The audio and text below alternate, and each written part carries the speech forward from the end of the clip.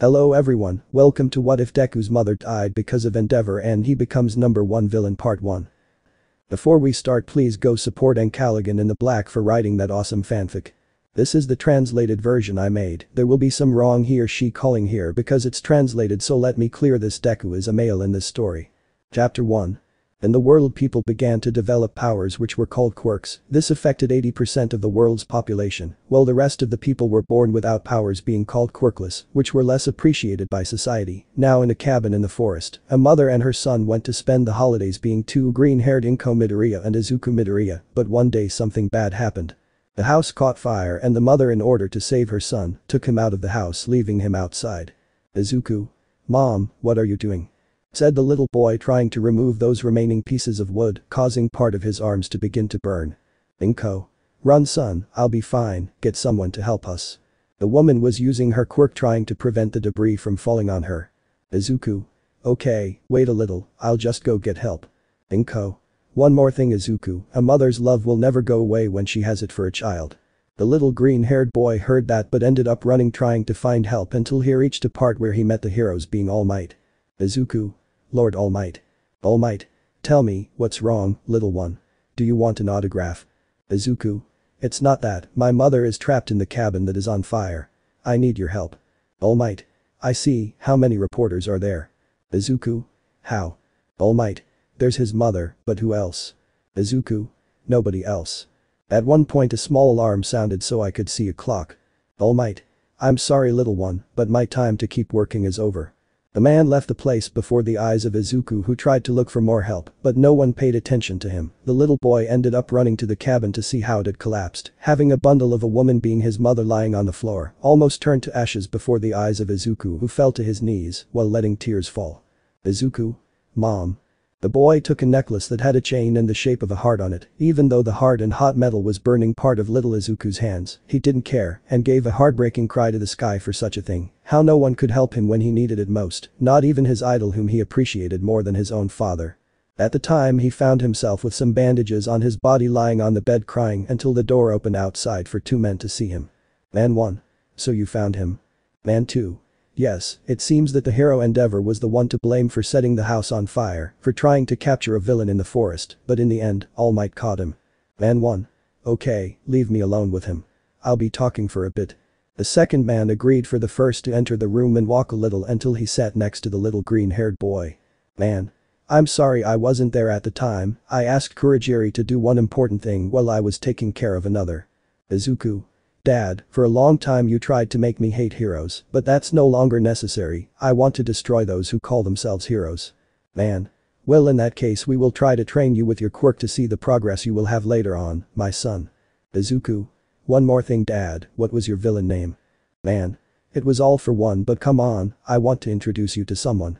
Izuku agreed to start walking with a lost look until they reached a room where he saw a girl his age who had light blue hair, while there was another one the same, but this one was blonde. All for One. "I want to introduce you to some girls I found, they are called Himiko, Toga and Tomu, Femme Tamara."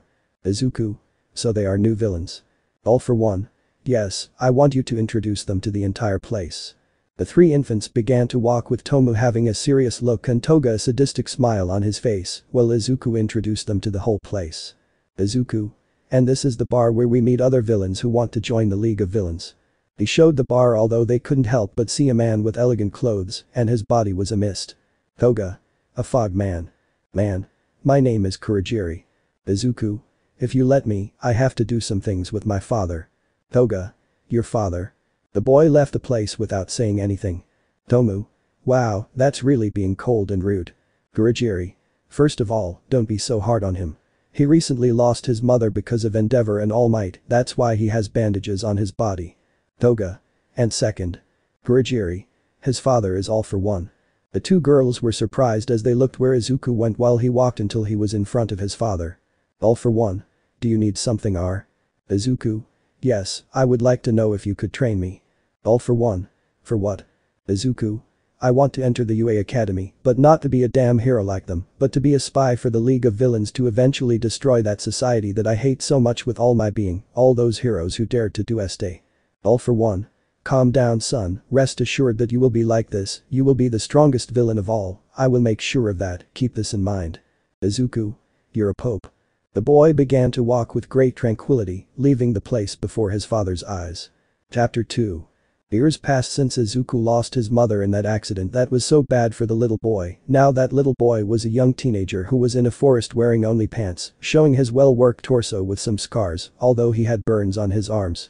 The boy had a knife in his hand and had bandages on his eyes, while blocking different attacks that came from different parts through portals, until the attack stopped, while the young green-haired man still had his combat pose waiting for any movement until he left item. Kurogiri. It seems you already know that you are finishing training for today. Izuku. Yes, I am Kurogiri-sensei.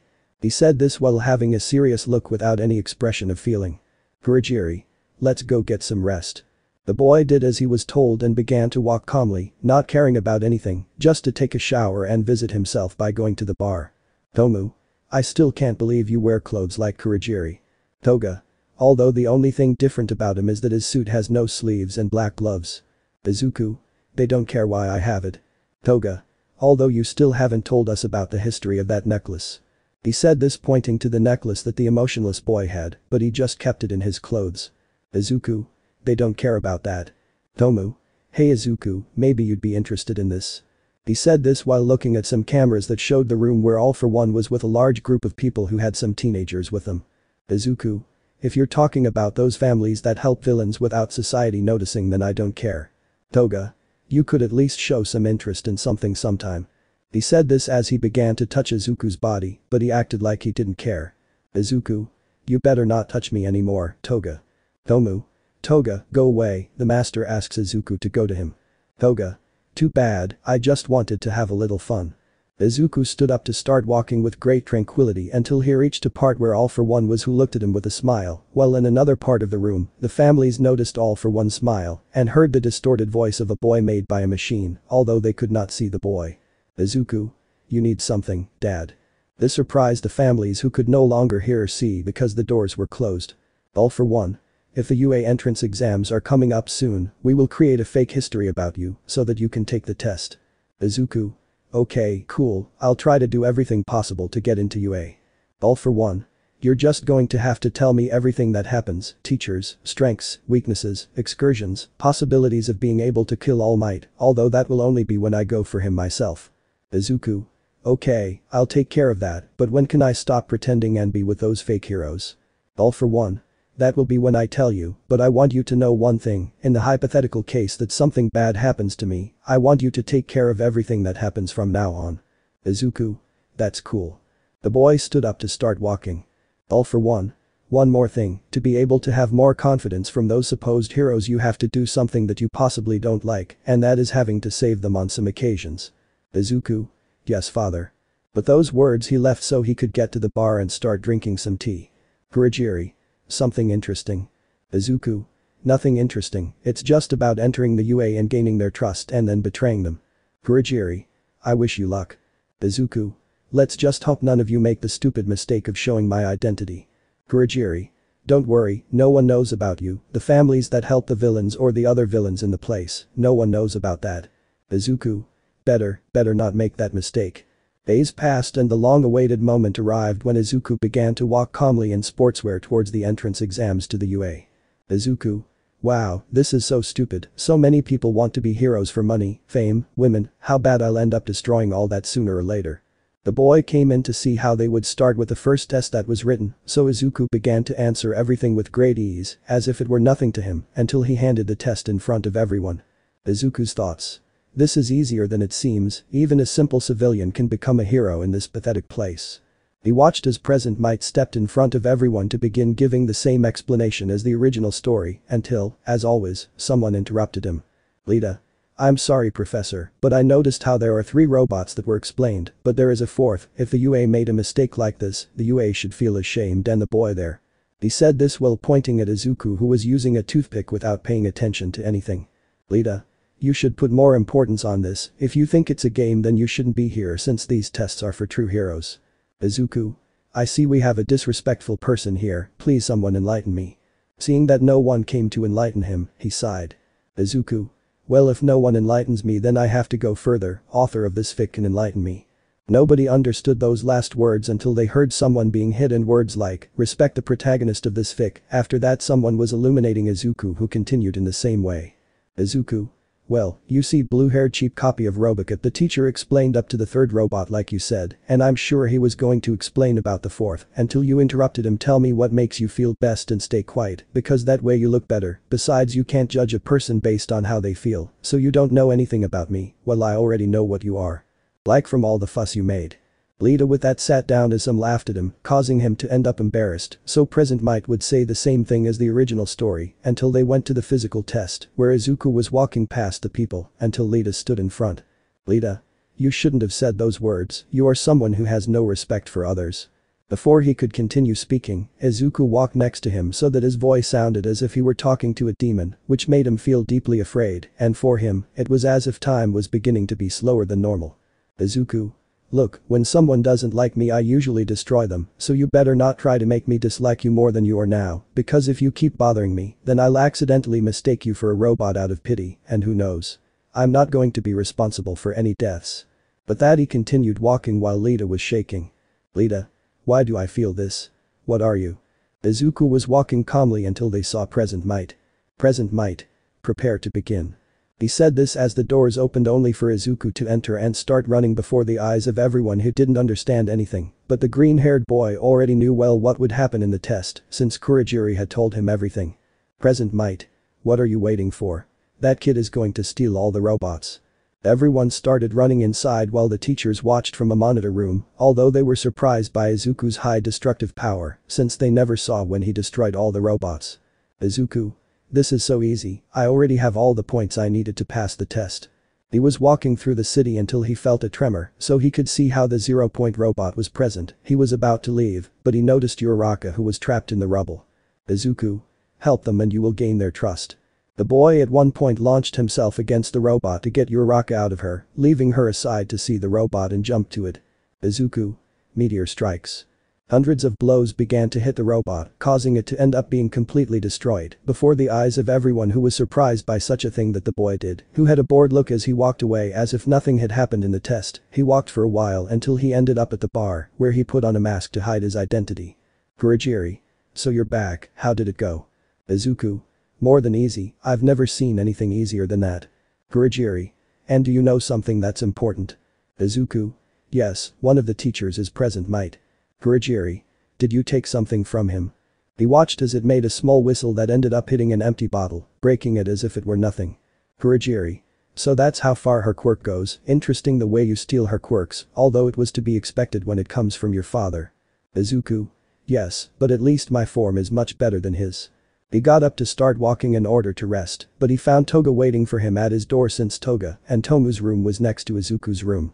Izuku. Now what do you want, Toga? Toga. I just want a fun time with you, that's all. In a second Izuku was in front of him while one of his hands went under Toga's fake one. Izuku. So you want a fun time? The girl began to feel how they touched her, intimacy with Ella being Izuku's fingers with Ella, until at one point she came on Izuku's fingers with Ella, who took out his hand with Ella to see that it was wet, and Toga with a lustful face as if he wanted to continue. Izuku.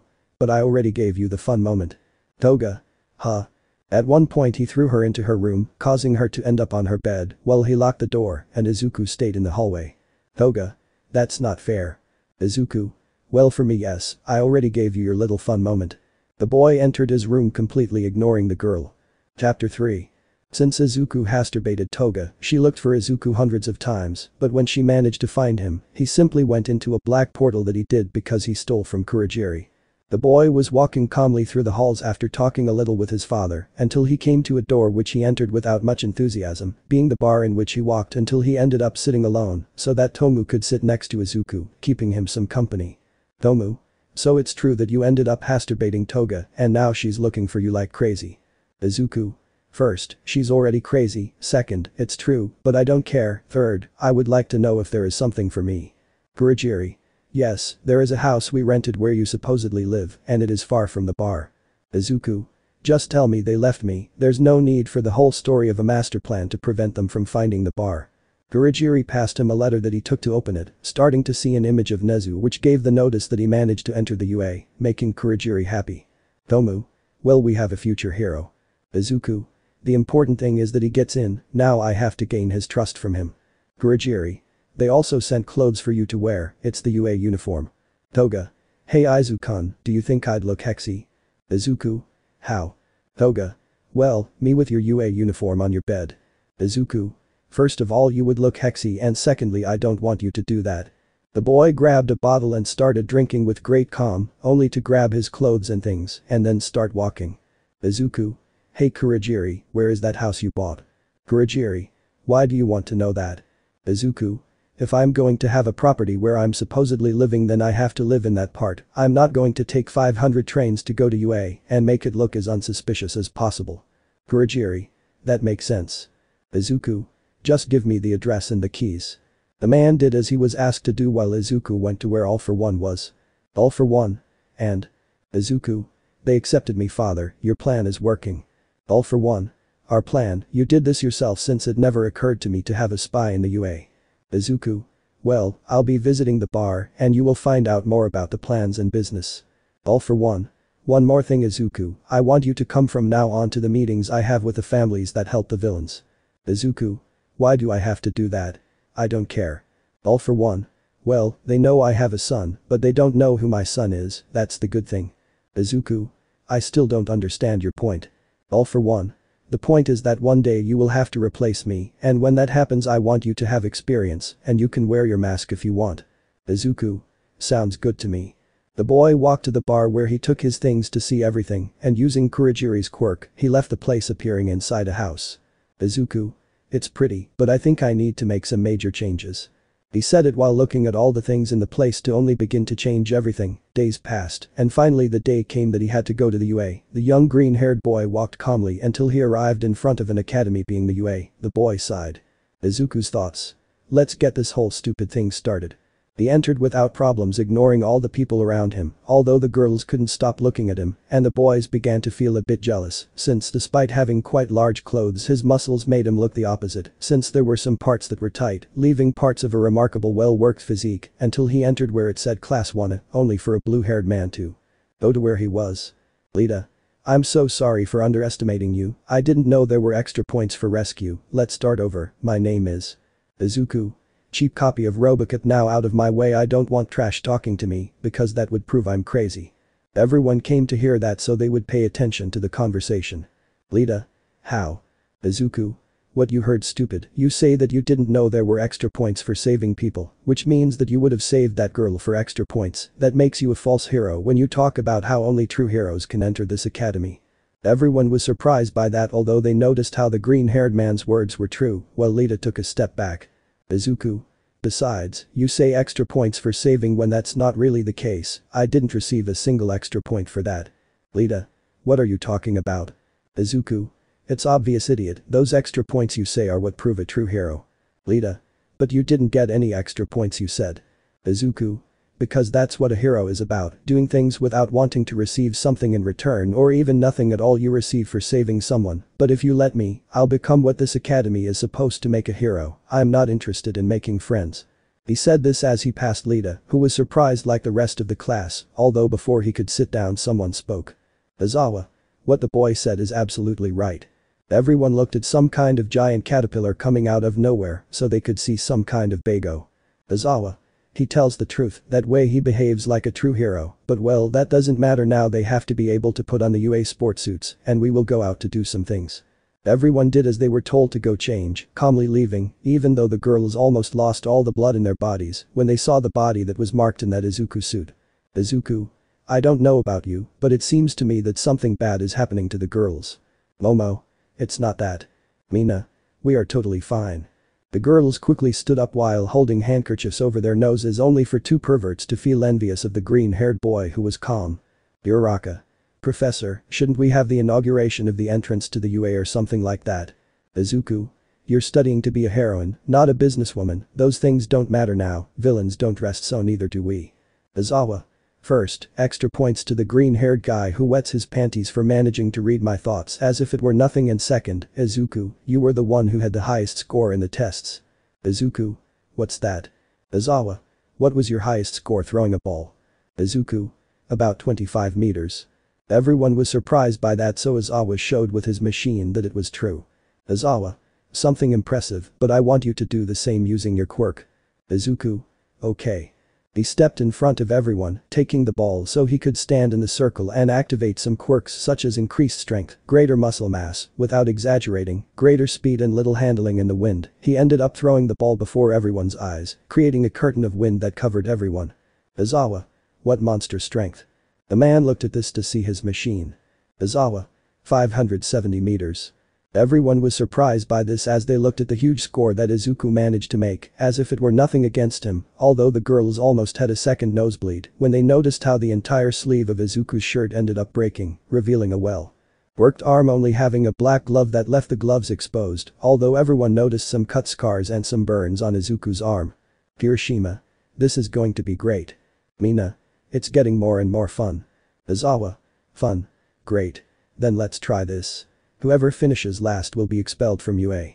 Saying that, everyone except Izuku was scared, so they started to pass being the second speed test in which Izuku finished against Bakugo. When these two were there they prepared themselves while they watched until they were given the permission, so that in a millisecond Izuku had already finished the race humiliating Bakugo, apart from having surprised everyone.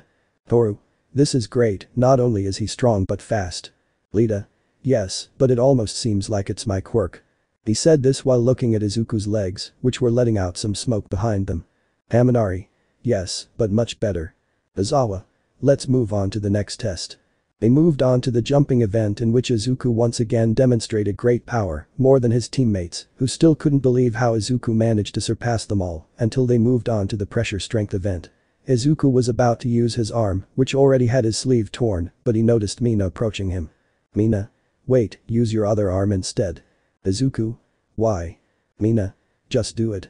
Izuku did as requested so that the last sleeve would break the happiness of the girls who were getting closer to having a nosebleed again, although the machine was the one that went the least well, since it ended up breaking due to Izuku's brutal force, but a certain ash-haired man felt totally threatened by the enormous power that was present near him. Bakugo. Hey damn extra, you better not try to surpass me. Before he could continue, some bandages took him, Izawa being the cause of this, so that the black-haired man could see with his bandages lifted. Izawa. You better not force me to use my quirk too much. Izuku. I don't think we need a teacher, after all he's a classmate. The teacher only released Bakugo to start putting some drops in his eyes, but Bakugo tried to give Izuku an explosion in front of everyone's eyes, although Izawa didn't stop him in time, but they were surprised to see how he didn't manage to do anything explosion to Izuku, who was calm with his serious look. Bakugo. What the hell? Izuku. Although of course if that partner tries to hurt the other he will obviously defend himself. He began to walk past Bakugo, patting him on his shoulder. Izuku. Keep something in mind Bakugo, there will always be someone stronger than you, by the way, you can now use your quirk. Bakugo. How did he do it? Izawa's thoughts. It's like I copied my quirk, but how is that possible? Everyone was just surprised by the enormous power of their partner who did not show many feelings, although they did get a little attention from those scars he had on his arms, so that the rest of things happened like the original story until the moment of the exit, in which almost everyone talked about Izuku except Bakugo, because of the anger he had towards the green-haired boy and Lita because of the fear she had of him. Chapter 4. At Izuku's house he was calmly walking a little in his house while he had a towel covering his parts, apart from having parts of his body wet because he ended up bathing, although he still had that heart-shaped necklace on his neck, making it clear that he got off with the necklace. The boy put on his UA clothes to leave his house, beginning to walk with great tranquility through the streets until he arrived at the UA, where he heard in the hallways how they continued talking about him, but he did not pay attention to anything until he reached his classroom to take a seat, but a girl approached him. Girl. Hi, I'm Ichako Yu. Izuku. You're Raka, I heard your name when they called the list and you came to the front. You're Raka. I just came to thank you for saving me from the UA entrance exam. Izuku. I hope so. They watched as Present Might entered. Present Might. I hope you are ready for English class. Nobody responded to that. Present Might. Like in the entrance exam, a very tough audience. Everyone started with the class, although Izuku only answered with what he needed and nothing more than that until they moved on to the next one. Mina. The teacher isn't coming anymore. Haminari. How about we introduce ourselves? Momo. We already introduced ourselves before. Haminari. I mean in a way that would be like introducing ourselves with our names, what we like, what we dislike, and dreams if you will. But that everyone had a smile except Izuku and a Vi color which were neutral. Sigh. But who could start? For some reason everyone looked at Izuku who already understood what they all wanted. Izuku's thoughts. Damn author, at least they have to know about me, and you want to expose me. Mina. Can you start Izuku? Izuku. My name is Izuku Midoriya, I don't like many things, what I hate most in this world are those who proclaim themselves heroes when they are false. He said this as that neutral expression began to change to an angry one, as if he was remembering something that only made him even angry, so that everyone would get nervous. Kirishima. And who are the false heroes? Izuku. All those who call themselves heroes but are not, I mean people who only do this for money, fame, women and more things. Jiru. But that doesn't make sense.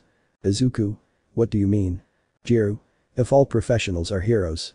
Izuku. Even if you don't realize it, hundreds of people who call themselves heroes are not, but those who become true heroes become discriminated against by society, forcing them to become villains. Every time that angry face began to change to a fury that at any moment could get out of control, but he saw how All Might appeared through the door for the happiness of everyone, but if they noticed it with his hand, he ended up destroying a pencil that he had in his hand. All Might. Class A is going to have classes with me today, get ready and please put on the outfits we prepared for you. He said it while a box began to come out of the wall, just so that everyone could start going to change, although in the boys' locker room they saw how when Izuku took off his clothes, he had that body made by gods, although those scars aroused the curiosity of the boys, as well as that necklace with the heart that he had. Kirishima. Izu bro, how did you get that body? Izuku. I was just training until I was exhausted and my bones broke. Haminari. And all those scars? Izuku. I get a few during my training. Mineta. What about that necklace? I'm sure you have a girl in your heart hidden away there. How beautiful is her body? In a second he was filled with deep fear at the look of total fury that the green-haired man had in his eyes, causing him to hide. Izuku. If you say one more word about this necklace I swear I'll rip your head off to feed the dogs.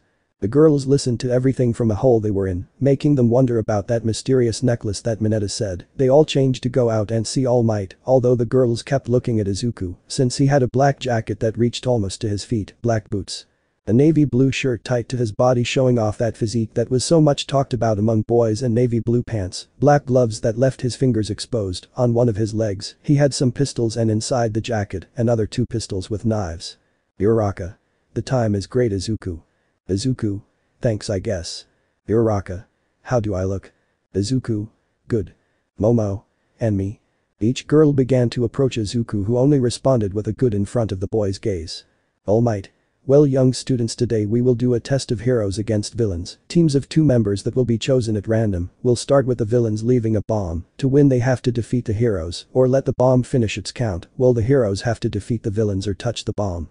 Everyone agreed to see the teams being like the original story, although the girls got closer to some of the boys. Sigh. Hey, what's that necklace? Kirishima. Izu bro has a necklace which is a heart. Mina. Do you know why? Lita. No. Haminari. But when Mineta tried to bring it up, Izuku's mood wasn't very good. Momo. How bad did it get? Like in the classroom when he said about what he hated. Mineta. No, this time I could feel that he was serious, like if he really was going to rip my head off and give it to the dogs. Izuku. And I'm really going to do it. But that the little dwarf trembled from the fear that the boy was giving him. Sato. It seems like it's a very sensitive topic.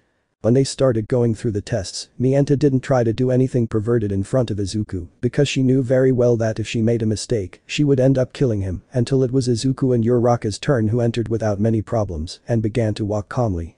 Izuku. This is what we're going to do, I'll take care of Bakugo and you go get Lita. Uraraka. Are you sure? Izuku. You are. At one point he saw how Bakugo stood in front of him, creating a kind of transparent shield to prevent himself from getting hurt. Izuku. Go on, I'll take care of this trash. Uraraka. Yes. The girl started to run. Bakugo. I just wanted to fight you. Izuku. Then stop barking and try to bite. Bakugo ended up getting angry at those words and began to attack Izuku, but the latter defended himself with the shield he was creating, avoiding any kind of damage to Bakugo, who only got angry until the huge explosion that the ash blonde made, creating a large amount of smoke, caused Izuku to reveal his hand in front of him. Bakugo. Don't tell me you're going to hurt me with a shield. At one point everyone was surprised to see an explosion that hit Bakugo, who was also surprised, and even more so since it was twice as big as his. Bakugo. What did you just do? Izuku. You're so weak, Bakugo. Bakugo. What did you say? Izuku. That you are weak. Bakugo. Now I'll kill you. He launched himself at Izuku to try to make an explosion, although Izuku did exactly the same thing, so that the two explosions collided with each other, although Bakugo was the one who ended up getting hurt, while Izuku was completely unharmed, along with that look of boredom. Izuku. You're definitely not going to do anything to me. Bakugo. How do you do that? What's your quirk? Izuku. I have something special, but out of shame, you are not saying the magic word that should be used to know what my quirk is. Bakugo. Let's shine. Before he continued with his explosions, Izuku made a bigger one that hit Bakugo directly, causing him to fly away, but he pointed his arms at Izuku. Bakugo. You know something, these grenades aren't nor. Izuku. Shut up and just do it before I end up dying of boredom. Bakugo. Damn you, die. When he took out the safety catch, the huge explosion went against Izuku, who stood still, worrying everyone, but a hand was placed in front of Bakugo's face, so he could see Izuku, who was like if nothing had happened. Bakugo. How? Izuku. Get out of my sight, scum. A huge explosion occurred that knocked Bakugo unconscious, so that Izuku could go to where Uraraka was watching Lita, who was running, but Izuku put his arm on her, causing her to crash into it, so that she fell to the ground and put her foot on Lita, not letting her move. Izuku. It's time for Uraraka. The girl listened to the call and touched the bomb, and that way they were the winners. Uraraka. Now. Izuku. We're leaving, we're done at this part. The girl accompanied Izuku so that they were in the room where everyone was, but they saw how Izuku took off his gloves to throw away the beings that were broken with some burns. Izuku. Wow, I had to imagine this with the gloves. Kirishima. You were great. Izuku. Come on. Momo. Hey Izuku, what's your? When I look at the green-haired man's hands, on the palms, I notice some scars that look like they were made of red-hot metal, apart from looking like small chains, making it clear that they were from a necklace. Momo. How did you do this? She said this while worriedly taking Izuku's hands, who was acting as if nothing had happened. Izuku. It was a small accident because of a hero. The boy took his hands out, although the brunette noticed a mixture of feelings, hatred, sadness, helplessness. It was as if the boy had an enormous pain in his being with him, but she didn't want to let him go. All Might. Okay young students, you can now go and rest. Today's classes are over. The blonde began to leave the place with great tranquility before everyone's eyes, only for them to go change. Mina. Hey Momo, you had a breakthrough with Izuku. Momo. Yes, but there is something that worries me. Toru. What is it? Momo. It seems like Izuku is hiding something from his past. Jiru. I don't understand. Uraraka. Now that you mention it, it's true. She had scars on the palm of her hand caused by a necklace that was possibly the same one she had before the boy spoke. Momo. And he something said about how it was done because of a hero made the scars on her hand. Mina. Or maybe he just went through a bad time in his life and blamed a hero when he wasn't. Who knows? Someday he'll tell us his whole story about him and we'll know more about him. In the boys' locker room, everyone had already finished changing except Izuku, who was the last one to stay inside, completely alone. Izuku's thoughts. Sooner or later all heroes will pay with blood, but All Might, Endeavor, just wait a little longer and I will be your executioner who marks the end of your lives. The boy was thinking with pure anger inside his being him, while a small black aura came to surround him, so that his hair rose a little in the air.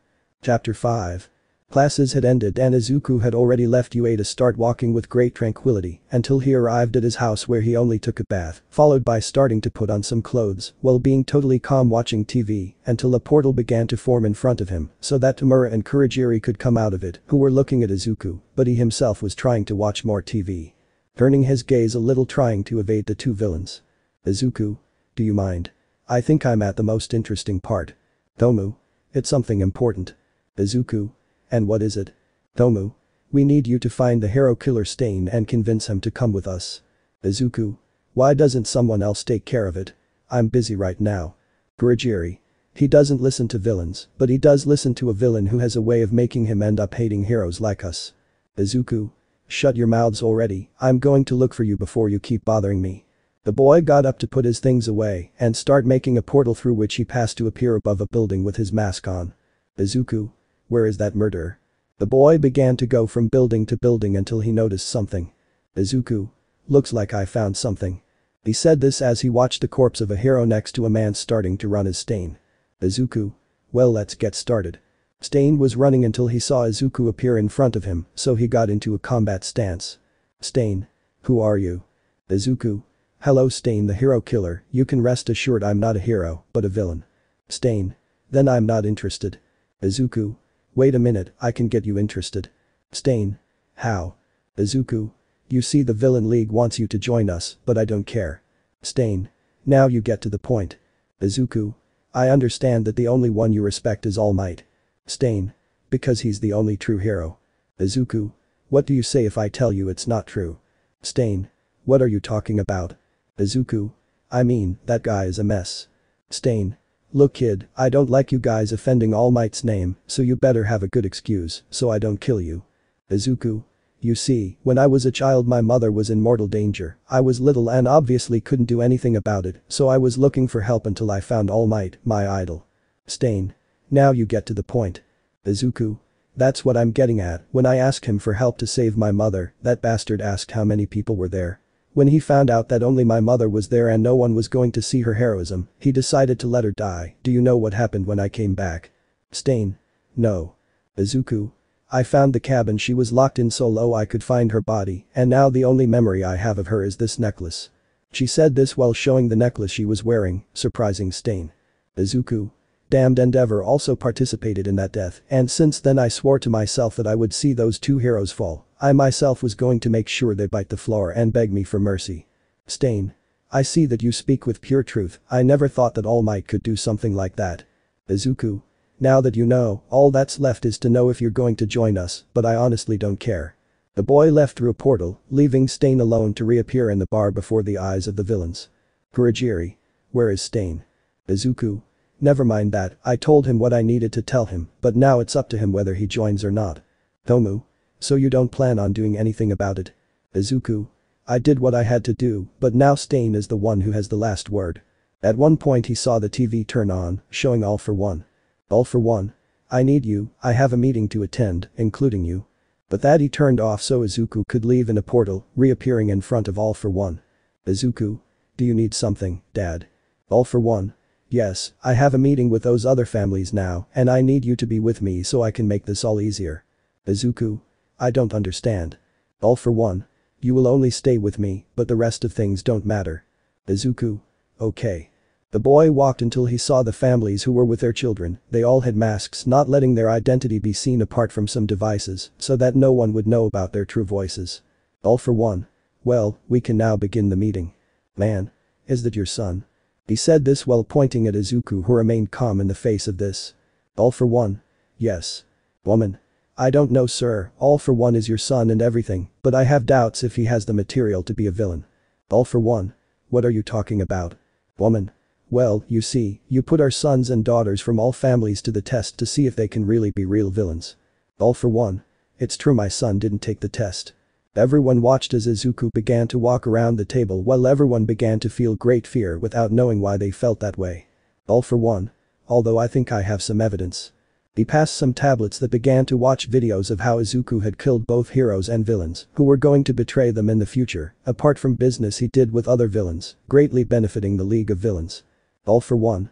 You see, everyone thinks that this villainous organization is maintained by all the members, and I can bet that everyone thought that my son and I maintained everything. They saw how he put the head of a villain on the table, drawing everyone's attention. All for One. Is something wrong? Izuku. Yes, just a small betrayal. Villain. It's just a little money. Before he finished speaking, they saw how he created a sword which pierced the villain, killing him instantly, then threw him to the ground, leaving him to bleed, and then kicked him into the darkness, causing him to disappear from everyone's sight. All for One. As I was telling you before you interrupted me for good reasons, you see all the villains trained my son, each villain, new, old, even I had to train him, but well, the most important thing is him. He said this pointing at Izuku so they could see him. All for One. I've been training him so that the day something happens to me he can replace me. Man too. I'm sorry mister. All for One, I don't understand. All for One. You see, in other words, if one of these days something happens to me, like ending up in prison, as you know, the League of Villains will lose a great power, but I have been training my son to be the replacement for that power, and in that way the League of Villains will not lose any of its glory. At one point Izuku stuck a winged knife into the second man's hand, causing him to freak out when he saw the black-haired man, since the mask could change his hair color. Izuku. There are also other words that translate as, if you think my dad is gone and you can take advantage of the League of Villains, then you will be more wrong than ever. All for one. If I give you a little warning, my son is crueler than me, and many of you don't imagine it. Woman 2. How cruel is it? All for one. Oh no, no, no, you don't have to ask me that, you have to ask my son that. Everyone looked at Izuku, who was letting out an aura of deep fear, making the woman afraid to ask him, since she felt it was like putting her arm inside the mouth of a hungry crocodile. All for one. Come on, ask. Woman 2. How cruel is it? Izuku. Let's say that on a scale of 1 to 10 I would say a 9. Well, my father uses things like mental torture to interrogate. I not only use that method, but I can even go as far as physical torture. You know, maybe you're missing a finger, an arm, a leg, a lung. After all, you have 2 lungs. I will leave you on the brink of death if necessary, apart from killing every loved one in front of you. Man 3. So that's for the traitors. Izuku. Yes, for traitors and anyone I come to suspect, since I don't like my answers to be delayed, but rather I want a quick, precise response. Everyone was surprised because the boy could then use such methods no matter who he was. All for one. Well, I made this meeting so that you know that, and if you have any questions. Man 4. If I have a doubt about the hero killer Stain, won't that be a problem? All for one. If I am not mistaken, they sent my son to convince him. Everyone looked at the boy in fear. Woman 3. So I torture him. Izuku. No, when that is needed I have to speak peacefully. He believes that All Might is a true hero, while the others are false heroes. Woman 4. And it's not like that. Izuku. No, that man is also a false hero, and I was able to show him why. All for one. Well, if that was all, then you can go now. Before they left, one of the girls spoke from the place. Girl. Mister. All for one, can we take the tablets? All for one.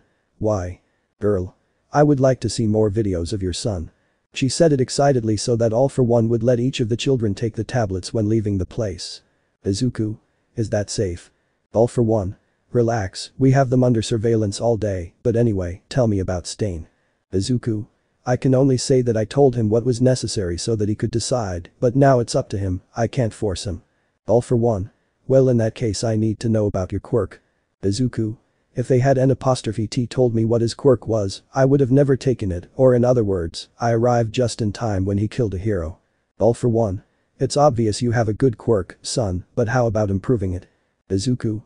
What are you talking about, old man? All for one. As you know, I've been with All for one since its inception, and I think it's time to go. Izuku. I still don't understand. All for one. I'm going to leave All for one, my quirk, somewhere, so that one of these days you, Tomu, or whoever you see fit to carry All for one once and for all. Izuku. Okay, father, I promise I'll find a worthy bearer. All for one. What I do know is that I don't plan on leaving All for one until I'm completely sure. Izuku. What do you mean? All for one. As you know, I'm over 100 years old, so as soon as I leave All for one I'll die immediately and I won't be able to meet your mother, so for now I won't be able to. Izuku. That's cool. The boy left the place while being looked at by All for one, who had a smile on his face. All for one. I wish you could see the son we created, Inko. The man had a smile on his face at the boy they raised. Chapter 6. At UA everyone began to gather, although not completely, since when the students arrived, they saw how the reporters were in the place, trying to ask questions about All Might. When Izuku arrived, he only showed an angry face because of those questions that were being asked about the supposed symbol of peace. Izuku. No matter what happens in this world, in the end they are all the same, they can never show anything different in their lives. The boy began to walk among the reporters, who began to ask him questions about All Might, but Izuku only showed an annoyed face and without any friends, causing some to get scared and leave him alone until he managed to enter, so that the door would close. Izuku. They're really annoying. The boy walked until he reached his classroom, where he found everyone, but he gave it little importance so he could sit in his place. Hiroshima. It's strange that there are so many reporters. Uraraka. They were just asking questions about All Might and nothing else. Todoroki. Most likely they found out that All Might is a teacher of class 1, and that's why everyone came to ask. Momo. That's pretty obvious, anyone would have noticed that. Mina. But can we change the subject? Hiroshima. What for? There's not even another topic to talk about. Mina. If there is, think about it for a moment, we all know everyone's quirks except for one person. He said this to see Izuku, who was just standing there with his arms crossed. Jiru. He doesn't look in a very good mood today. Mina. We have to try to go with him anyway.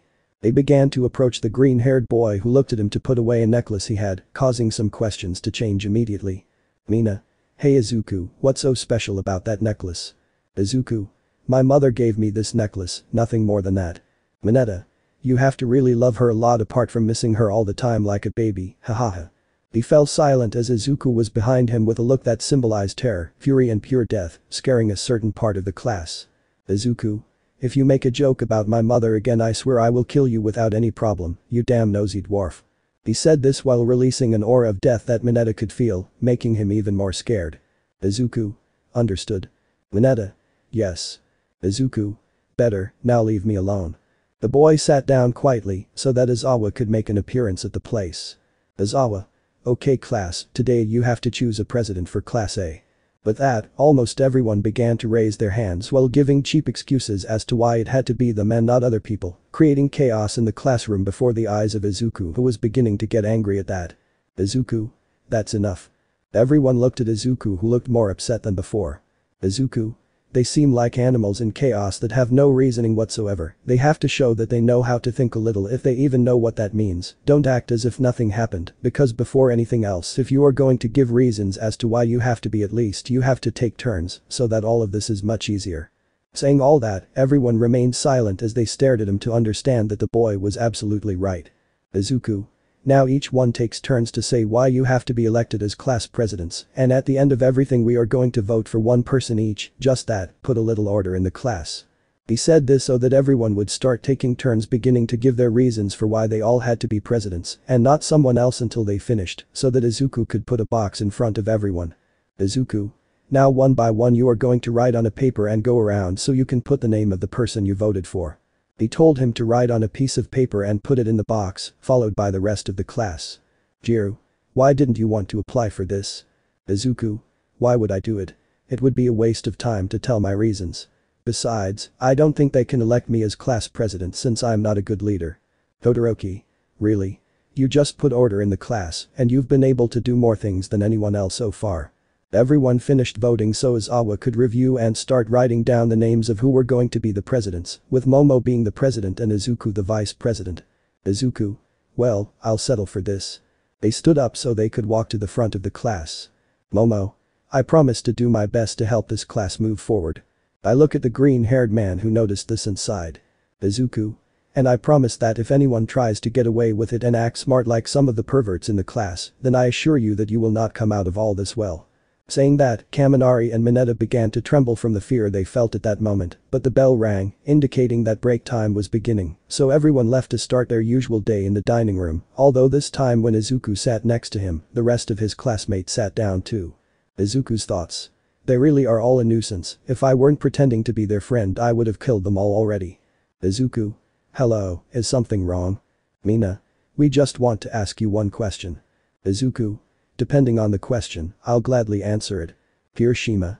What's your quirk? Izuku. My quirk is called Lord's Eyes. Todoroki. How does it work? Izuku. I can copy and replicate and improve every quirk I see. Mina. What do you mean? Izuku. I mean, in All Might's test, as you saw, I could copy Bakugo's explosions until I improved them. What happened was that when I saw his quirk, I could copy it and not only copy it but improve it, apart from having all the information I needed about his quirk. Momo. Sounds like a very powerful quirk. Izuku. And it is, once I was able to copy his quirk I kept it forever. Lita. So that's why you were faster than me. Izuku. You are. Momo. And in short, you have hundreds of quirks that you can use. Izuku. A complete arsenal. Mina. Then you can copy All Might's quirk without any problem. Izuku. Yes, I can do it and it wouldn't be a problem for me. Before they continued with the questions they heard the alarms that they infiltrated the UA, causing everyone to start running except Class A who saw how Izuku was calm in his place. Kirishima. Aizu bro we have to go now. Izuku. Look out the window, there's nothing to escape from. They looked out the window as reporters who entered the UA. Izuku. Now that you know that, what are you going to do? Lita. We have to calm everyone down or they're going to get hurt. Izuku. Good idea, try to calm them down. Lita. Wait, what? They saw how he took Lita to throw her far away until she reached the wall, drawing everyone's attention so that the same thing would happen as in the original story. Mina. Don't you think you went a little too far? Izuku. Not at all, now let's all go back to class because the break is over. Kirishima. The one who brings down Lita. Izuku. Whoever does it or he can do it alone, he's great and he can do it on his own. Everyone looked at the blue-haired boy who was trying to get down without hurting himself. After a while, they were in class with Mama Caterpillar in front of them. Aizawa. Good news students, tomorrow we will go to some USJ tests where they will use their quirks. But that everyone started to get excited so they could leave the place calmly. When Izuku was leaving, he noticed how a limousine stopped in front of him, making him prepare for anything, but the door was opened by a certain brunette. Momo. Should I take you? Izuku. Well, thank you. I went in so they could start leaving the place. Momo. So tell me Izuku, do you have someone in mind? Izuku. I don't understand your question. Momo. I mean like a specific girl and stuff. Izuku. Well, the truth is no, I never stopped to think about that. Momo. Maybe you can think about it a little more. He said this while he was throwing himself at him little by little, being noticed by Izuku himself. Izuku. What are you doing? Momo. Nothing special, I'm just getting closer to my partner, you know, you are the vice president and I am the president, we have to understand each other well. Izuku. I guess so. It got to the point where the girl was literally on top of him. Momo. If you want, one of these days we can get to know each other a little better, like going to your house, meeting your mom. Izuku. About that, it's difficult for you to know her. Momo. Why? Izuku. Well, she's dead. He said it in a slightly depressed tone apart from looking out the window making the girl stop so she could get off while standing next to him. Momo. Well, I'm very sorry. Izuku. Nothing bad is happening, you didn't know at all, but now you do. Momo. That's why you got so angry at Mineta. Izuku. It's hard to contain yourself when your own mother dies in front of you and you try to do everything you can to save her. The brunette was beginning to feel sad for asking that question. Izuku. Well, don't feel bad about it Momo, it's not your fault and if you let me, this is my house. He said this as he got out of the slime. Izuku. Thanks for bringing me. Momo. Well, nothing's wrong, bye. He said this to leave the place and Izuku entered his house seeing Tomu, Toga and Kurogiri in the dining room. Izuku. What happens now? Tomu. Who was that girl? He said it with notable jealousy. Izuku. She's a classmate of mine, don't try to do anything to her. Toga. We weren't going to do anything about it anyway. Izuku. I know you too well, I know there's a chance you'll do it, but Kurogiri doesn't. Kurogiri. Well, changing the subject, did something interesting happen? Izuku. Yes, now I am vice president of the class, so I have more control now and the next time they try to create chaos, do something more than just use reporters. Tomu. Isn't there anything else? Izuku. If we're going to USJ, Aizawa, 13, and All Might are supposed to go. I hope that's enough. Tomu. Yes, we will use a Nomu at that time. Izuku. Better not, don't use any Nomu for the moment. Tomu. Well, we'll see what we can do with that. Izuku. No, don't use it, just do that and if you do use it, then I myself will destroy that Nomu. Tomu. If you say so. But that they left the place leaving the green-haired man alone in the place. Chapter 7. The next day everyone was preparing to go to the USJ taking things as the original story to be able to leave calmly talking to each other without putting too many details into things, although Izuku was just calm looking out the window looking at the sky without paying much attention, not even when someone sat next to him, but anyway, he didn't pay much attention to it, he just kept looking at the sky. As if it had something interesting until they called him. Momo. It seems that at the end of it all someone was finding something interesting in the entire blue sky that doesn't have a single cloud. Izuku. Huh. Let's just say there are only a few things that can happen unnoticed in places where you can see everything. Momo. So you say there might be something interesting in all that. Izuku. There are only possibilities, I can't say that there will be something very interesting at all costs. Momo. I hope it won't bother you too much if I keep you company. Izuku. Anyway, since you already sat next to me, it's kind of obvious that we were going to end up talking about something anyway. Momo. I think you're right about that, maybe you'd like to talk a little more. The green-haired man looked at her thinking about her without telling her anything about her life about her or simply lying to her. Izuku's thoughts. I don't have anything interesting about my life to tell you anyway, maybe my villain life but not the rest. Izuku. And what do you want to talk about? Momo. I don't know, do you have any hobbies? Izuku. Not much, it's just training, sometimes helping my father with some things or just having a cup of tea. Momo. Really? I also like to have a bit of tea as a hobby. Izuku's thoughts. We just have to have something in common, why is this life only getting more complicated for me? Izuku. Maybe we have something in common, but it's just one thing, not much more than that. Momo. Who knows? Maybe we have more in common than it seems, it's just a matter of talking to each other more. Izuku. Such embroidery. Kirishima. Hey Izu bro, could you show me what an enhanced version of my quirk could look like? Izuku. Okay. He let one of his arms show to harden it, making everyone see how that hardening was even greater than that of Kirishima, surprising him and making him have a smile on his face. Mina. It looks much better than Kirishima's. Kirishima. If I train hard enough I'll be able to get into that shape, I'm excited. At one point the bus stopped, making it clear that they had arrived, so they got off to enter the USJ, seeing the entire enormous place. 13. Hey Aizawa, where is he? Aizawa. I'm afraid he's out of time, there's nothing more to it than that. 13. Okay. They saw how that professional stepped in front of everyone. 13. Students of Class 1, this is the USJ where the heroes are trained in natural trophy casts. Now they are going to be given different things so that they can go to different areas where they are going to train. Before they did what the professor asked, they saw how a portal began to form in the middle of the place and the lights began to fail until they turned off. Izuku's thoughts. Damn, these idiots don't plan on doing what they're asked to do. I was thinking about it to see the Nomu that All Might was supposed to face in the future. Nomu. Well Kurogiri, now you know what to do. Kurogiri. Okay. He left before everyone's eyes. Aizawa. 13. Get the students out of here, I'll take care of the villains. Everyone started running so they could see how Kurogiri got in front of them, stopping them in their tracks. Kurogiri. Hello everyone, we are the League of Villains, and we came to kill All Might. Saying that, everyone was watching, but before he could make a move, Izuku kicked him flying before everyone's eyes. Izuku. We have to go now, we can't stay in this place, it's very dangerous. Uraraka. What about Aizawa-sensei? We can't just leave him fighting the villains alone. Izuku. In that case we will try to help a little, but Lita, I want you to go get help. Lita. Yes. Izuku. I want Bakugo and Todoroki to make sure he gets to the door to make sure he leaves once and for all. Bakugo. Don't give me orders. Todoroki. Just do what he asks of you. 13. But students, you can't do that. Izuku. If we don't do it, Aizawa will die, that's for sure.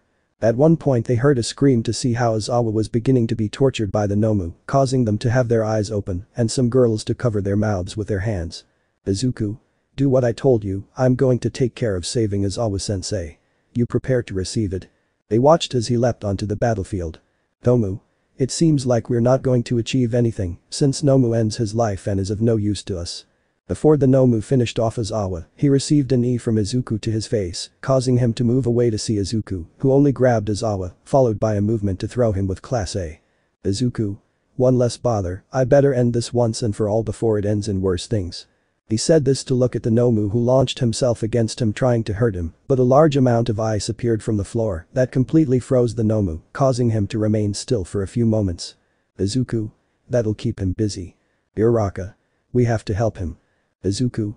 Don't do it, Aizawa is very injured, you have to leave now while you can. Kirishima. But we're not leaving you. Izuku. Do what I tell you now, you're only going to intervene in this fight.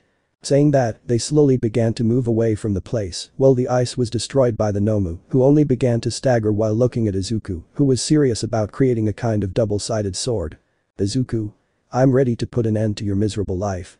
He launched himself against the Nomu who tried to hit him, but Izuku made an explosion from his hand, hitting the Nomu full in his face, causing him to move away, followed by jumping to make a cut in his chest, followed by others in his legs, causing him to fall to his knees in front of the green-haired man, who was only serious, while making more cuts in the Nomu's body, which was recovering from the damage received until he hit Izuku, who barely managed to harden his body. Izuku. Wow, that was going to hurt me a lot if I hadn't done something about it. The green-haired man had a smile on his mouth as he looked at the Nomu who was beginning to walk against him. Izuku. So you want more.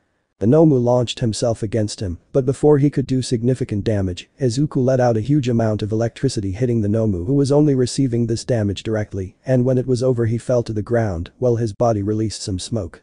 Izuku. You better give up, you can't handle me. Mina. Izuku is doing it, he can beat him. Sai. Then we don't have to worry too much about him trying to do something against us. Izuku. Come on Nomu, give me some fight. At one point the Nomu hit him in the face, sending him flying, causing him to crash into a wall, followed by jumping to fall on top of Izuku, giving him another hit, followed by grabbing him by the face to lift him up to throw him up a little to grab him by the foot and begin to slam him against the ground repeatedly, so that at one point he ended up throwing him far away, causing him to crash into some Trees. Izuku. This definitely hurt me a lot. Kirishima. That's all we have to help him. When he was about to take a step, the Nomu roared against him, causing him to stop, while the whole class began to get scared in place so they could see how Izuku began to get up. Izuku. Those were definitely good hits. Nomu. You better give up, no one can stand up to my Nomu. Izuku. I think if your Nomu fights using his own techniques, then I have to do the same. He said this to prepare himself to start attacking the Nomu that was starting to walk towards him. Izuku. All this time I attacked you with other people's abilities, apparently that doesn't work and you leave me no choice but to attack you with the last thing I have in mind. At one point he launched himself against the Nomu, who before he could hit him, began to receive blows that began to make him retreat, surprising everyone with the speed he was going. Izuku. Take these hits, take another and another, meteor punches. Saying that, all those blows began to hit all over the Nomu, causing him to step back so that he ended up on his knees in front of Izuku as parts of his body began to rebuild. Izuku. This isn't over, Divine Axe. He kicked the Nomu, sending it flying, causing parts of its body to break, both organs and bones, causing it to spit blood before the eyes of everyone who saw how it ended up lying on the floor as it slowly began to rise. Nomu. This is impossible, it can fight Nomu. Izuku. This is consuming a lot of my energy, I better finish it already before I run out of energy to continue fighting this thing. He was about to give the last blow before he got up, but he felt a tremor in his body and fell to his knees. Izuku. This is bad, I have to finish as quickly as possible.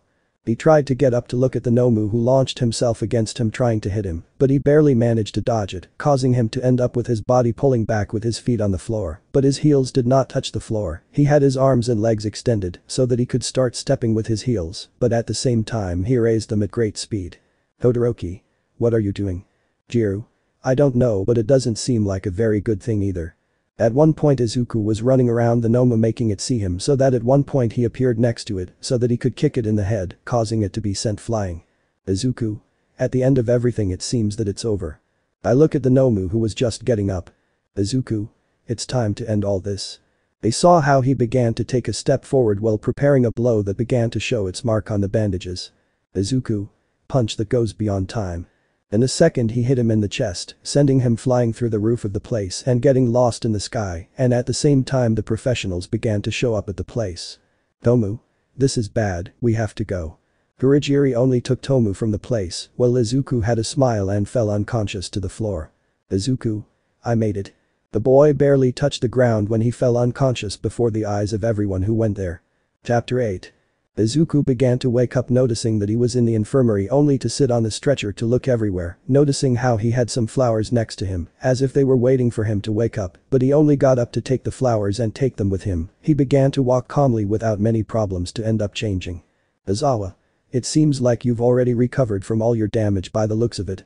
Izuku. Yes, I've already recovered, I just have to rest a little more at home, and that's it. I'll be back on the streets ready to fight. The boy took the flowers and started walking until he reached the reception where he asked them to keep the flowers for him, something they did for him, so he could walk to his classroom. Izuku. Wow, what a difficult day I'm having so far.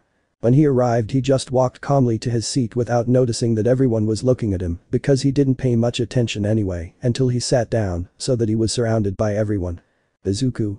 Looks like I did something I shouldn't have. Kirishima. That was great Izu bro. Sayu. I never thought there was someone as strong as you. Izuku. Thanks I guess. Kaminari. Hey, did you notice that there were some flowers in the place? I mean when you woke up there were flowers. Izuku.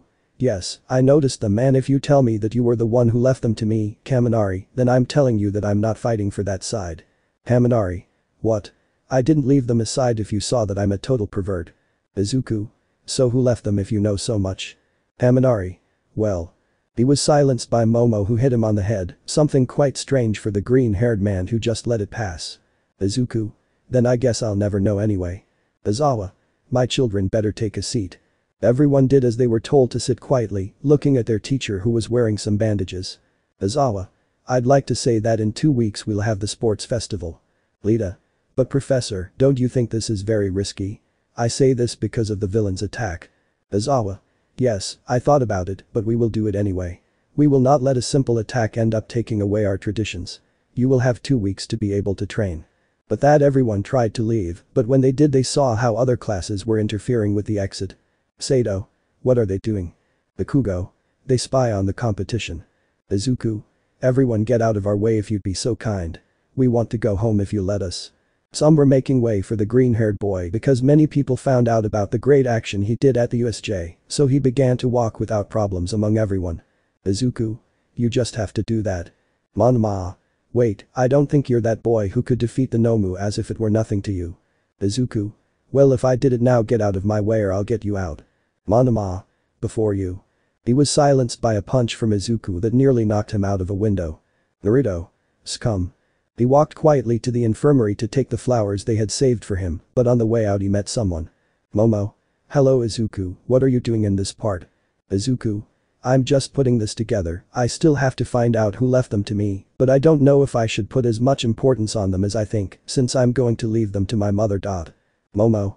I imagine your mother will be very proud of you, and as soon as she gets home she will welcome you with a big meal. Izuku. I wish that would happen. Momo. Why do you say that? Izuku. It's just that she died years ago. Momo. I'm sorry. Izuku. Nothing is happening, you didn't know anything about this, you can rest easy, I'll see you at the sports festival, I hope you get very strong. Momo. Yes, although I don't know if my quirk works much. Izuku. With that you can rest easy, every quirk works, everything that helps save a person works, even the quirkless can't save people, that's why I trust that you will advance a lot in the sports festival. She said it with a smile as she left, and when she got home, she only remained calm to leave the flowers next to her mother's photo of her. Izuku. You don't know how much I miss you. At one point a portal was made so he could see how Tomu came out more than angry. Tomu. May I know what you did? Izuku. I did a lot of things today. Tomu. I'm referring to the Nomu. Izuku. Then if that was it you don't have to worry, what I did was earn even more the trust of all the professionals by defeating the Nomu and saving the class, apart from that if my calculations are not wrong, something that never happened before, that Nomu who was supposed to kill All Might, let me tell you that it was not going to happen. All Might had more chances of winning, even if the Nomu had been helped by you, the rest of the class would have helped All Might. Kurogiri. Unfortunately you're right, we had those possibilities, except that the master didn't like very much what Tomu did. Izuku. Anyway, let's start with this because I imagine you didn't just come for that. Kurogiri. No, the master needs you and there is a meeting with the other families. But that Izuku just calmly walked out to put on his mask and villain suit to go with Kurogiri appearing next to All for One, who had a smile upon seeing his son. All for One. Looks like you've arrived. Izuku. Let's just say a beautiful girl got mad at me for something I did to benefit us. But that Tomu started to blush at the green-haired man's compliment. All for One. Well my son, let me tell you that today you have to accompany the children of the families, you are going to be with them in a room alone. Izuku. Sounds good to me. But that they walked calmly, with All for One on one side and Izuku on the other, the green-haired man with the mask entered a room seeing how everyone was sitting in armchairs around a table, but among all the seats he noticed his were something that was always happening, and it was that there was nothing but a kind of throne. Izuku. And that throne? Girl 1. We heard that's where you sit all the time. Girl 2. So we decided to trade it for a throne. If you're going to be the future leader of the entire League of Villains you need to look good. I watched as each of them had their masks on to sit on what would be their throne. Boy 1. And how does it feel? Izuku. Something comfortable I think, it's not bad, but it's not much to my liking as if something was missing. Then he saw one of the girls get up to sit on his legs just to hug him. Girl 1. And now? Izuku. I asked that you get out of my enzyme, there's no point in you doing that. The girl only got up to return to her seat. Izuku. Well I'll need to give you names or you can choose your own names. Boy 1. Some kind of nickname sound good to me. Izuku. That's why I'm going to call you Rappa 2.0. I'd like to know why you do this kind of things. Rappa 2.0. Well, I only wanted to do this because the heroes always humiliated me for my quirk, they didn't think I would be able to achieve anything in life. Izuku. Okay second boy, I'll call you John if that's okay with you, I want to know your reasons. The tallest of the boys only adjusted himself so he could speak. John. Well, it's because more than once I saw how professionals humiliated other people, and because of those kinds of things I didn't want to be like them, but better. Izuku. Well last boy I'll call Tyrion, I'd like to know your reasons. Tyrion. Well, I want to be a villain for the simple fact that they always pushed me aside and I could never have anything good with the professionals. Izuku. Well, of the girls, you're the one who seems to be with an artifact. I'd like to know your reasons. The girl who was with an invention looked at Izuku. Girl. Well, first I would like them to call me Nami. Second, I want to do it because I make up things and everyone finds it strange that I do this type of things, getting to the point of not putting much pressure on me in almost everything. Izuku. Well, the other one who is apparently listening to music, I'm going to call you Frong. Frong. Well, my reasons are that they always made fun of me and my quirk, unlike the villains who wanted to support me. Izuku. The other one who seems to want to dance or something, I think I'll call you Yuro. Yuro. Well, my reasons are that I could always see how everyone mistreats the weakest and uses them. It doesn't seem fair to me, so I would like to put some order. Izuku. The one who seems like she's going to want to leave at any moment because she can't stand this kind of things, thinking that we're not good villains. I'll call you Frog. I want to know your reasons. Frog. I don't like that name. Izuku. And I don't care now, I'm going to call you by that name. Frog. Well then, I'm not going to answer you if you call me by that name. Rest assured, I don't care that you're the son of All for One. Izuku. You have quite a tough character, I like that about you, tell me why you joined us. Frog. Well, my reasons are that they always bother my family and younger siblings whom I always take care of, but they always bother them. Izuku. Well, there are two more and that's it. The one who seems to be playing with a glass that they brought her to drink, I honestly don't know what to call you. Girl. Well, you can call me Kuro. Izuku. Anyway, tell me your reasons. Kuro. Well, I never did anything right in my life, I always failed at everything, but when I helped a villain with my family, I was able to do it well. Apart from that, the villains, the League of Villains, began to show me the true face of heroes. Izuku. Well, finally the one who climbed on top of me and tried to seduce me, I want to know your reasons. Girl. At least you can give me a name, cutie. Izuku. I'll call you Nuisance or Killer, whichever you want. Girl. I prefer Assassin. While my reasons, everyone outside sees me as a pretty face, someone easy to handle who everyone can bother and treat her like a useless person who can't do anything about it, but since I was with the villains, I was able to do more things than just pretend a pretty face. Izuku. I think that's fine, but I warn you to never call me cutie if you haven't even seen my face. Assassin. No, I've never seen your face, but I do love watching you finish off those who proclaim themselves heroes. It's something I like about you, and it's even more so if it were up to me, you'd be the king and I'd be your queen. Izuku. I'm starting to think I should have called you a nuisance. Rappa 2.0. And sir, not for nothing, but what are your reasons? I don't think it's just because All for One is your father. Izuku. Well no, and just like you said, I have good reasons to hate heroes. Jiren. So what are they? Izuku. If we're going to work together then I have to tell you my reasons, because when I was little I was fascinated with being a hero, but one day my mother was in an accident and was about to die. I went to All Might who was nearby but did nothing, he just let my mother die in front of my eyes while I was just trying to save her. But that some felt bad for their leader. Izuku. If it seems we're already done, then let's go another day and we'll continue talking to see how we move forward. He said this so that everyone would leave the room. Chapter 9. The days passed as everyone trained to be able to prepare for the sports festival, and now they were in a part of the rooms where they were preparing to be able to start the festival at once, since in one of these was the great Class A which was waiting calmly. Kirishima. Hey Izu bro, are you excited about this? Izuku. The truth is that it's not just a sports festival, it's not a big deal, so I don't have many reasons to get excited. Momo. Yes, that's true, but you must be a little nervous, at least a little, I say, since there are hundreds or thousands of people who are going to be watching us. Izuku. Even though that's just a number, the most important thing in this festival is ourselves. Haminari. That's true, when we reach the goal we will show who the best are. Mineta. And with that we can get a lot of girls. Izuku. I think that at this festival it is possible to attack other students, I think I started to feel like starting some fights with some perverts. Saying that, Mineta began to tremble from the fear he had of the green-haired man who only had a smile on his face. Izuku. You know Mineta, be careful with your movements, or else I can make you suffer for the rest of your life. Mineta. Okay. The little dwarf was afraid of the green-haired man who just walked past him, beginning to think whether he should get rid of the idea of getting on Momo's back from her or not. At the door, the brunette appeared with her smile. Momo.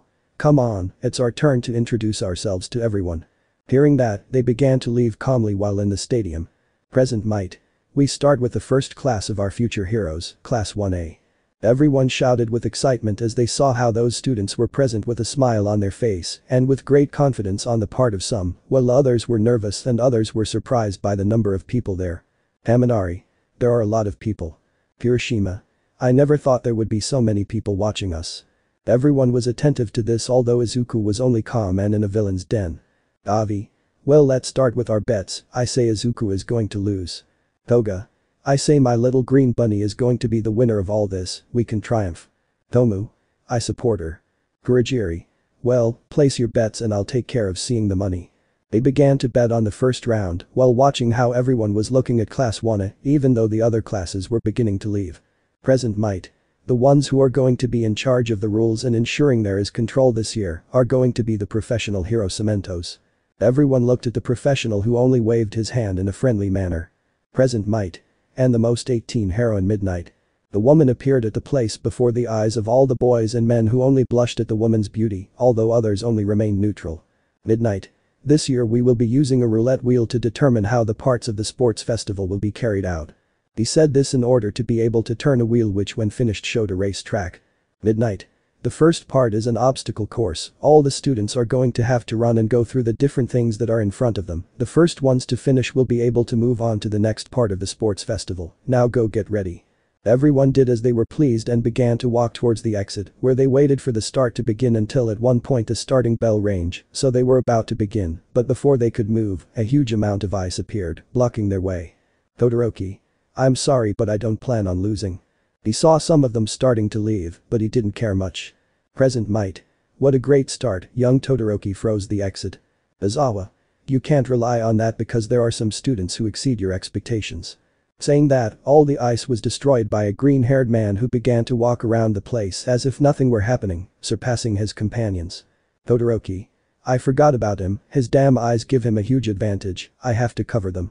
The Vicular tried to throw ice towards the green-haired man, which with this only made a huge explosion of Bakugo, causing him to end up destroying himself, as if nothing happened, passing through the pieces of ice without him caring about anything, running until he reached Todoroki. Izuku. You were thinking of getting rid of me, right? Out of pity, I can't just let you win like it's nothing. Todoroki. We'll see about that. They were running until they were separated by the foot of a zero-pointer, which seemed like a nuisance to both of them. Izuku. Pieces of junk out of my sight. He said this to begin to pass between them, beginning to destroy them as if they were nothing before him, using Bakugo's explosions, Kirishima's hardening, among other things, causing some robots to fall to the floor, as if they were garbage before the green-haired man, while Todoroki could only begin to freeze him, as if it were nothing in order to pass. Haminari. I don't understand why those two always have to go all out to get to the first one. Bakugo. I won't let the extras leave me behind like nothing. Kirishima.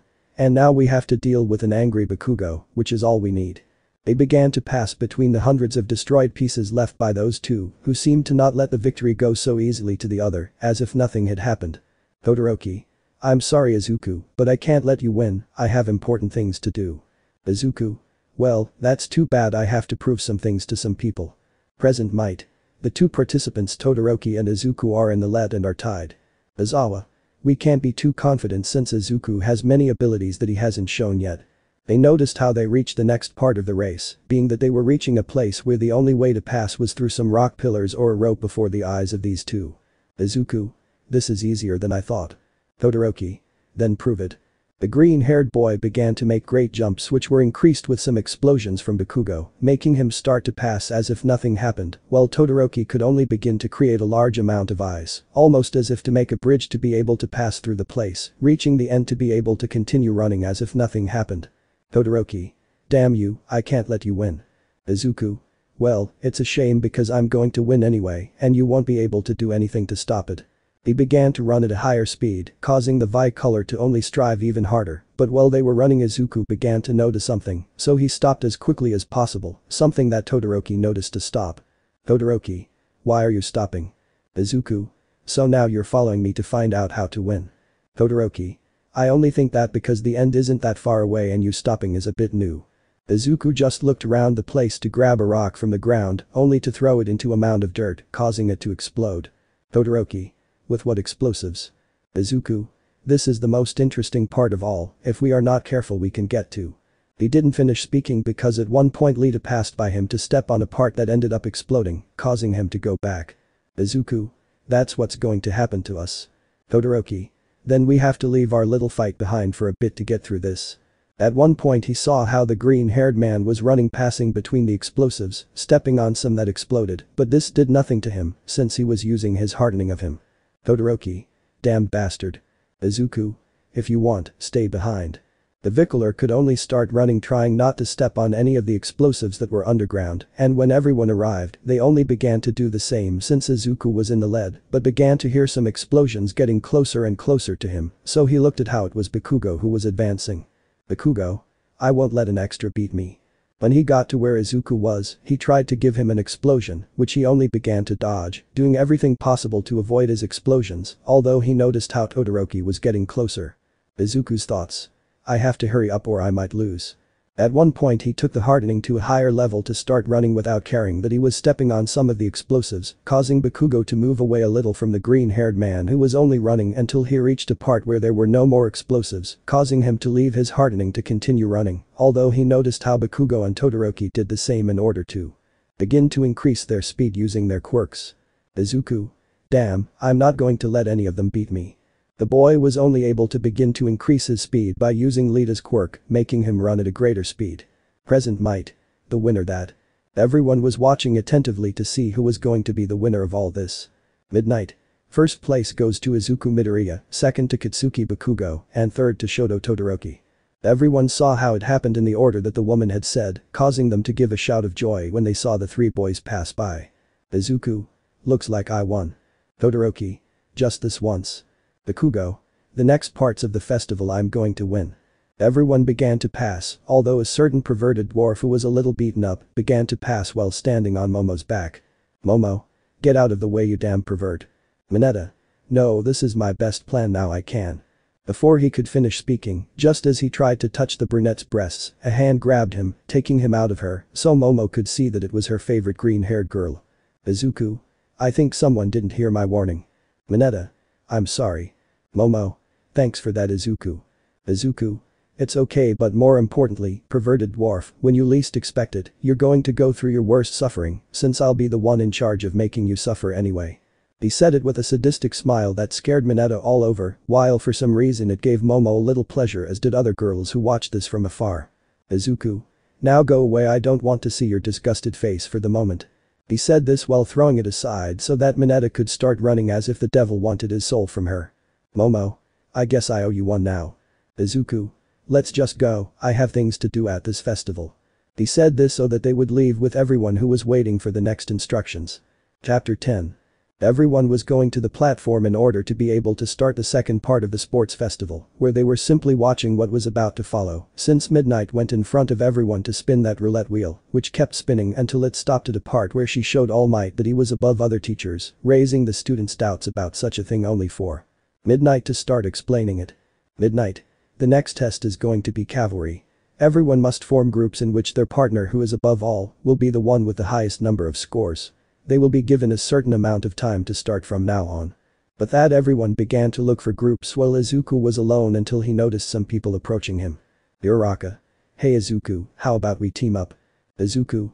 That sounds good to me. Tokoyami. If there is no problem, Dark Shadow and I want to participate in helping too, maybe we can do something. Izuku. That makes 3 of us, but I think we're missing someone else. May. I'll go in. Hearing the pink-haired girl from nowhere behind him, he jumped in fright. Izuku's thoughts. Damn, being a villain and everything, this girl almost gave me a heart attack. When could she have come to this part? May. I have some babies that might be of use. He said this to show his boots, which Izuku took to begin to see them completely without leaving a single detail out. Izuku. I guess this can be very helpful. He said this while looking at his boots so that he could see how much time he had left, even though it was not that long. Izuku. There's little time left, we have to see how we'll get on. Tokoyami.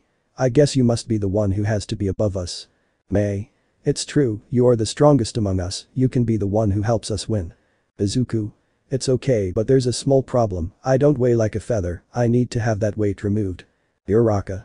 I can take care of that.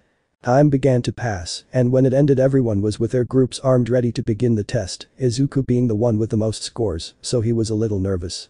Izuku. This is going to be difficult, I'm the one with the most scores, everyone is going to come after us all the time. Tokoyami. So what's the plan? Izuku. We have to keep ourselves from running without any restraint to avoid losing. May. It sounds good to me as long as we can do this. When they heard the whistle blow they started running against Izuku's group, who simply used Mei's boots to get out of the place, avoiding everyone who came to see the green-haired man who had a smile for this, so they could get to another part of the place. Izuku. With this we can keep away, now we just have to run. Saying that, everyone started running to avoid the approaching groups until they saw a group, Monama's, approaching them and putting himself in front. Monoma. I think we have the advantage now. Izuku. You think so? The group went against him only for the arrogant blonde to touch Izuku. Monoma. Ready, your quirk is mine. The boy tried to hit him, but he didn't do anything to Izuku, who looked at this. Monoma. What's going on? Why isn't anything happening? Izuku. Idiot, you can't copy the quirk of someone who copies quirks. He said this as he put his hand in front of him, creating an explosion that sent him flying and crashing into the floor in front of his teammates. Midnight. Monoma's group is disqualified. He said this so that the group would leave with their heads down, even though they had to take an unconscious Monoma who couldn't move. Izuku's group was just running until they noticed more groups approaching them, so using their boots again, they just left the place to land somewhere else. Izuku.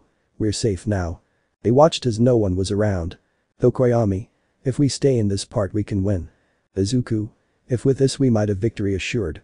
He said it until he noticed how a tongue almost took him if it weren't because he barely managed to dodge it to see Tsuyu, who was with Mienta inside a protection made by Shoji, who was running.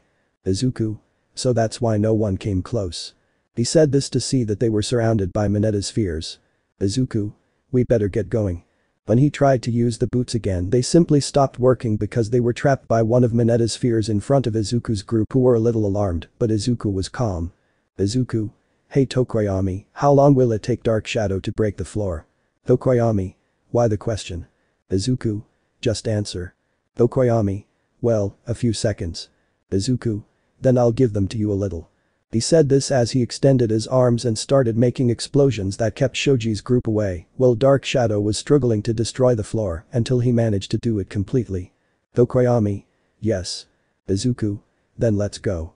At one point they left the place, causing them to end up in another part where there were some teams. One of these was going towards Izuku's team, which was ready to send them flying, but a wall of ice appeared separating them so that he could see that it was Tokoyami's group that was responsible. Izuku. Now we have more problems and ugly ones. They noticed how he began to make more ice surrounding the group completely, making it clear that he did not intend to let them go as if nothing had happened. Todoroki. It's all over here. Izuku. You say that because you don't know the result yet and you're afraid of losing. He said this so that the Vickler would show that he was a little upset about this. Todoroki. I better finish you off. He said it to go against him using Lita. Izuku, using his eyes, managed to see how they were going to do it, so he simply had to dodge the Vickler, although with a little difficulty to see it. Izuku. It's not going to be that easy from what I see. Mei. Izuku, we have problems, the boot that Mineta's sphere has is not working well, we can't get out of this ice trap. Izuku. Then we have no choice but to continue. He said this to see Todoroki, who was beginning to approach, but before he could take the scores, Izuku hit his hand having an opening, so he tried to take his points from the left side, but a little fire made him move away from them, taking distance, although Izuku had his eyes closed. Izuku. How interesting, really. Todoroki. Let's get this over with. They launched themselves at Izuku, who simply opened his eyes with a smile. Uraraka. Why are you smiling? Is it something good? Before they reached them, a large amount of fire separated them, so they could see how Izuku's group was surrounded by the fire that Izuku was releasing from his arms, surprising them with what the green-haired man was doing. Izuku. I want to see if you touch us with this. Todoroki. Damn wretch. He tried to get in, but he couldn't see a way to do it since the green-haired man created more fire every time he got closer so that the Vicolor wouldn't get closer and take the stitches, even though inside his companions of him were starting to cook. Tokoyami. Hey Izuku, we're having trouble keeping our breath and holding on to all this. Izuku, upon hearing that, one of his arms stopped throwing fire so that he could touch his group mates, starting to make some ice, making them begin to feel better, while Todoroki's group noticed how the fire went down. Todoroki. This is our chance, let's go. They were about to get closer, but Izuku heard this, and with his arm, he made more fire in order to keep them away, while the other took care of his companions, until the alarm was heard that the test was over, so Izuku simply stopped making fire. When his group put him down, he simply almost fell to the ground. Mei. Are you okay? Izuku. I just overexerted myself a little. Midnight. Student Izuku, can you continue? Izuku. If I can continue I have no problems. But that he said it as he stood up in front of everyone's eyes so that everyone who went to the next part of the sports festival could be seen, including Izuku's team, while where the League of Villains Toga was celebrating how the green-haired man was advancing. Toga. At the end of the day I will be rich. Abi. Don't think you have all that luck for the whole day. Tomu just looked at Izuku somewhat worried as she saw how he almost fell to the floor as a result of his effort. Chapter 11. Everyone was looking forward to the next part of the sports festival, hoping that it would be something good for everyone. Midnight. The next part of the sports festival is about a fighting tournament, you must try to show which of you is the best. He said this while the platform was being repaired as if it were a combat stadium. Izuku. I guess we just have to prepare for anyone's move, it's just a fight. Momo. That's right, I think we can handle this. Okoyami. It's pretty obvious who will do it to the finals anyway. Uraraka. What are you talking about? Okoyami. Well, Bakugo, Todoroki and Izuku are the strongest because of their quirks, they are too powerful to be contained so easily. Momo. That's true, but we still have to make an effort to show what we're worth. Izuku. That's well said, let's better start preparing for anything and keep that attitude. He said this while giving a slight smile, in his thoughts it was something else, just waiting for all of us to take all of this just a little bit more time. Was what went through Izuku's mind. Midnight. Okay everyone get ready for the first match being Izuku Midoriya against Shinso from Class B. Saying that, everyone began to leave while Izuku just stared at Shinso, just like him with his neutral gaze. Shinso. So this is a beautiful day, don't you think? Izuku. If it is, I can only think about how this can all end. At one point he could feel his body becoming paralyzed while Shinso even had a smile on his face. In the stands if you noticed this. Momo. What just happened? Bakugo. Now you're talking nonsense, ponytail. Shoji. No, look, it seems that Izuku stood still completely, almost paralyzed. Sai. It must be that boy from Class B's quirk. Lita. But he didn't do anything to her, they just talked a little or so I think. Everyone watched as Izuku stood in front of Shinso who had a slight smile on his face. Midnight. Whenever you want, start. Everyone watched as Shinso walked towards Izuku to stand in front of him with a smile on his face as he began to circle around him. Shinso. It seems that you already deduced it, mind control's simply a question, an answer, and that's it I can control your mind at will as I please, something impressive for your power, but anyway this is over. Izuku just stared into nothingness as if there was something in that part to look for. Izuku. This miserable man set a trap for me with his quirk, he didn't even start the fight, and he already did this without doing anything, this bastard would like to finish him off. Present Mick. It seems that young Izuku is paralyzed and he can't do anything about it now. Izawa. If I remember correctly, Professor Blast told me that one of his students has mind control, which leads me to think that this Shinso boy is that student, I think not even Izuku can do anything about it. Everyone was watching, waiting for the end of the fight. Shinso. Now get out of the arena. But that simple order Izuku turned around and began to walk towards the exit part of the platform, although at one point they noticed how he began to walk with difficulty, since his entire body was shaking as if he was resisting control. Present Mick. Impressive, he can hold on to a control and resist at the same time, this young man is great. Shinso. Interesting, it's impressive that you can resist this. Where the League of Villains was, they just watched as he barely managed to resist that control. Tomu. Come on, you're stronger than that, you can handle something like this. Abi. Surely this idiot can't lose to something so simple. Toga. You say that because no one ever tried to mind control you. Izuku. I have to get out, I have to keep fighting, this can't stop me, I can handle this. At one point they saw how he stopped shaking as he became completely still, little by little he began to stand straight just to look where Shinso was, who was surprised by this. Shinso. You got out of my control now I'm in trouble. Izuku. Yes, but who do you think will win? Shinso.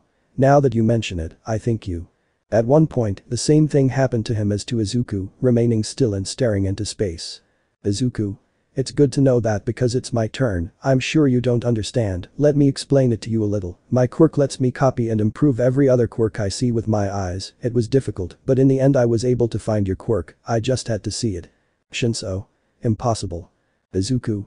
Now do me favor and come out. Saying that, Shinso walked to leave the platform before everyone's eyes, surprising them.